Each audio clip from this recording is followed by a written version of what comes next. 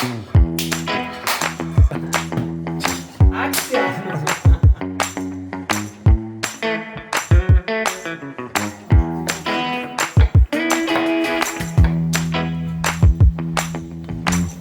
nas je to kuhanje bilo dosta važno.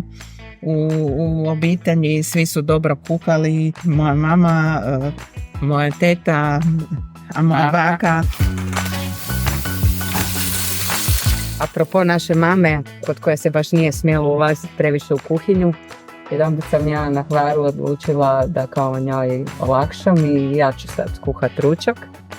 I sjećam se ja dole u kuhinji, odjednom se ona pojavi na vratima, sa vrata me pita, tu bušerajnglu upotrijebila.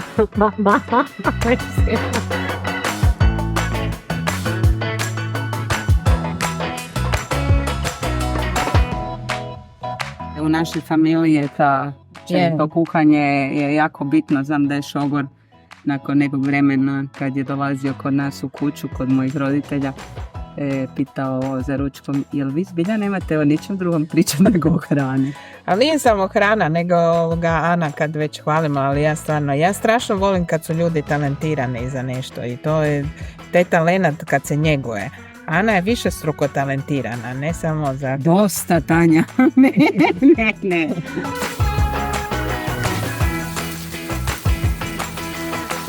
A ja nisam tako ni malo pedantna, ja sve volim brzo. Ma nije baš tak, daj molim te, zato što ti ne stigneš, mislim, ja se samo s tim bavim.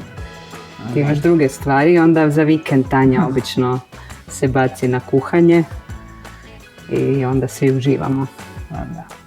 Meni isto fali da neko kuha malo za mene. Baš mi to fali.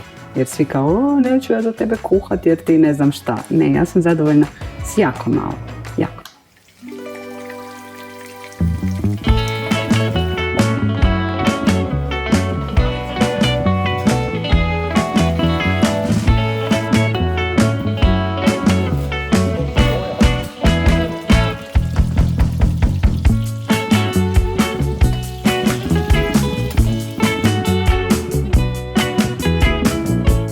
Stvarno dosta, ja mislim. Je previše.